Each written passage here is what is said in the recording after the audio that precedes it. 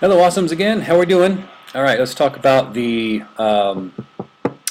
resume and the cover letter and everything that's due this week for drafts, right? We're in week 2, and so by Sunday night, we want to have a draft of our resume and a draft of our cover letter. So let's talk about those for this week, give you some more details. All right, so here I am on our website. I'm under projects, and I selected, okay, let's do this one more time. So projects. All right, so here are the list of the projects. I'm sure you all have seen this. I'm selecting project 1A, resume and job application letter. All right, the overview and the rationale here. It's vital that you have a well-designed, well-written resume and job application letter. Sorry about that. And so the assignment prompt. All right, so while we're still going to follow the assignment prompt, while this isn't our final draft, we are going to then think about this in terms of the final project and thinking about what we're going to do even though it's a draft. All right, so first and foremost, you need a job posting, right? An actual job posted or internship in your field. And I covered this in the overview video as well, but I'll just remind you that it's important to find something that is actually out there in the world today, right now, that you can go copy and paste into a PDF and add it to your materials, okay? And as I said, this can be an actual job that you want to eventually apply for or apply to. It could be an internship that you are extremely interested in that maybe is for next year or whatever. So that is up to you. Resume. Create an attractive, accurate, and scannable list of your credentials and contact information. We'll talk about that more in a second. And then your cover letter. Write an accurate and enticing cover letter which expands on the information presented in your resume but does not simply summarize that information. And recall that Markel specifically talks about in the example that's in the book, he talks very specifically about you should highlight maybe 1 or 2 specific points and provide further detail, especially as it is applicable to the specific job, right, that you are applying to, right? So, if possible, try to find out who it is, the actual staff member who's doing the hiring. Explain why you'd be a good fit. Describe what you can offer the company. Clarify how your education experience supports your assertions. Demonstrate that you have knowledge of the company. This is very important. Its operations, its mission, and if possible, what you know about the specific projects, tasks, and/or professional standards involved in the position for which you're applying. And here's what makes this important. I don't know, Markel does not necessarily hit on that point as much, but I know that in technical communication theory and research, one thing we are finding is while Markel does make a point there that maybe only 40% of companies are either ask for or don't ask for or value perhaps the cover letter. He does note that those companies that have 500 or less employees a lot of times rely very heavily on the cover letter. Or they'll ask for a resume initially, and if you pass the scan test, right, which we'll talk about, so and which the Purdue Owl lets us know about, if you pass the scan test, they find the keywords, they want to find out more about you. A lot of times the second round, quote unquote, is asking you for a cover letter. So it's imperative that you think about those things. All right, so the things that you want for this weekend, you want to make sure that you have your proof of your job posting, that you have a resume, and that you have a cover letter. And we'll work on trying to keep these to one page, all right, if possible. Okay? All right, so let's look at, okay, just real quick. In Markel, a lot of you, some of you had emailed me asking about examples or samples. There is a sample of one on page 284. And I'm really hesitant to talk about examples because 2 things I don't want to happen. I don't want to look at 50 of the exact same resumes.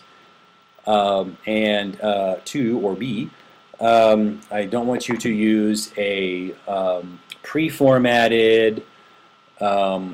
You can go look at those in Word and stuff like that, where all you have to do is just fill in the information that's already just like a template, right? The resume templates, because those templates generally do not jive with the current theory, right? And what's in there, and you can't do anything to. If you try to go back once you put all your information in, and you provide, and you get feedback from me next week, it's going to be very challenging to go back and redo anything. So. So let's talk a little bit more about that.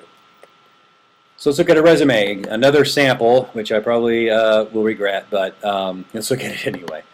All right, so here's one. I have hidden the particular information of the particular students. So they had their name up here at the top, and notice that this font here is Helvetica.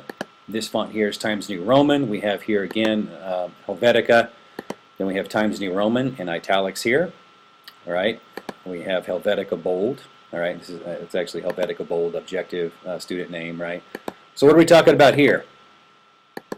Hierarchy, right? We're talking about serif versus sans serif fonts, right? Here you have in the heading field, right? Even at the top of the page here, the name of the student. We are talking about using a sans serif font. Then in the information underneath that heading, we're using serif fonts, and we're using bold and italics to distinguish and to differentiate between the heading information and then even what one might call subheading type information to delineate here is one degree, here is another degree, right? All right, so if I'm originally looking at this and was providing feedback, the first thing I would say is there's a lot of empty space right here where there's not empty space down here, right? So I'm going to assume that this person here used tables, right? So if I tab over to here, you can see that here's what's happening on this side so that they could write just fine. I like this part here, right? So I would probably think about what will we put here in the middle as they have done down here. The work experience looks really good. Again, we're kind of very consistent, right? We have Helvetica Bold here, right? Work experience, education. I like the line across there to also delineate between the sections. And then you've got the consistency of the Wayne State University in bold, Times New Roman and italics, and then you have something here in the middle, right, what they did, and then the date range. So what you might think about doing here is, I would probably recommend the student perhaps to put their degree up here, and then if they got the graduated part here, then you might put your GPA here, because that's one thing that stands out to me is that what that's missing is a GPA.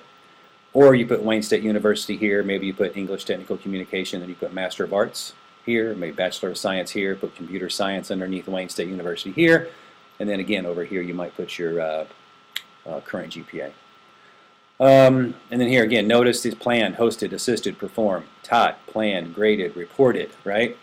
So this would jive very well with what Markel says when he's talking about these type of action verbs, right, that he lists on page 276. All right, so think about using these type of words where it's boom, boom, boom, so someone can scan, right? And these verbs here then would change when? Depending on the job to which you are applying for.